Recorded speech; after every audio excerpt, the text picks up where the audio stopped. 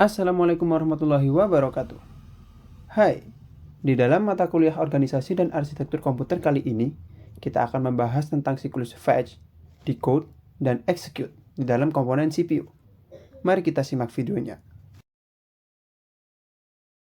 Animasi ini akan menunjukkan proses siklus pengambilan atau eksekusi atau dekode CPU. Beberapa langkah disederhanakan untuk membantu pemahaman. Isi PC ditransfer ke daftar alamat memori. Unit kontrol kemudian akan mengirimkan sinyal kontrol ke memori untuk mengambil isi lokasi memori yang disimpan di MIR yang berjalan menggunakan bus alamat. Yang disimpan di lokasi memori kemudian ditransfer ke memori daftar data. Isi MDR kemudian disalin ke dalam Current Instruction Register. Isi CER kemudian dikirim ke unit kontrol untuk didekodekan. Ini berarti bahwa unit kontrol akan melihat ke dalam set instruksi untuk melihat apa yang perlu dilakukan untuk menjalankan load. Unit kontrol kemudian menambah penghitung program untuk menunjuk ke instruksi berikutnya dalam memori. Unit kontrol mencari perintah load dalam set instruksinya. Unit ini mengenali bahwa isi lokasi memori 5 perlu dimuat ke dalam AC, MIR diperbarui.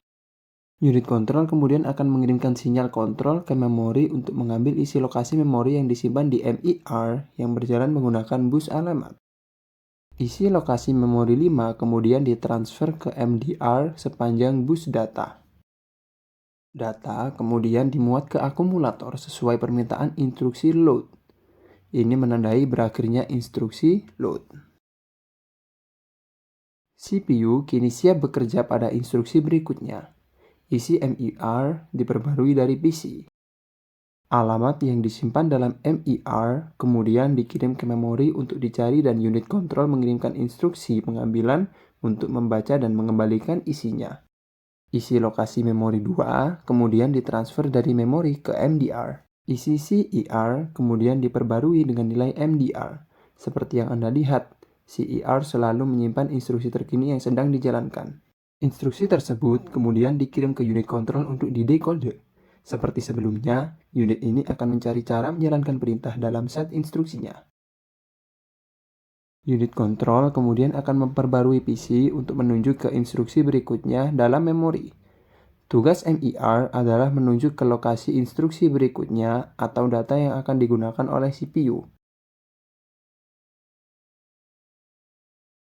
Setelah unit kontrol mendekode instruksi add, MIR diperbarui untuk menunjuk ke lokasi memori yang dinyatakan dalam perintah.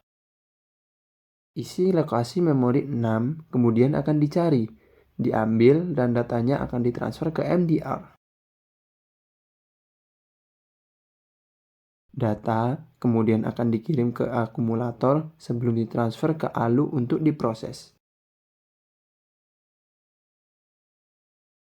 Nilai AC kemudian akan dikirim ke ALU untuk diproses dan unit kontrol akan mengirimkan sinyal add sehingga ALU mengetahui apa yang harus dilakukan dengannya. Jawaban perhitungan kemudian dikirim dari ALU ke AC.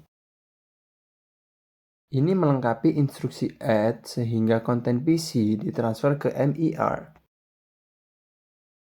Instruksi dalam lokasi memori tersebut kemudian diambil dan ditransfer ke MDR.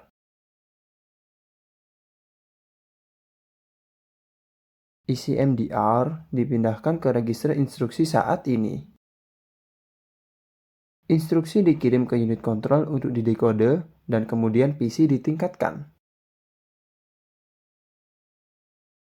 Unit kontrol mendekode instruksi tersebut dan menemukan bahwa instruksi tersebut meminta konten AC untuk disimpan di lokasi memori 7. MIR diperbarui ke 7. Hasil perhitungan add sebelumnya kemudian ditransfer ke MDR sebelum disalin ke memori.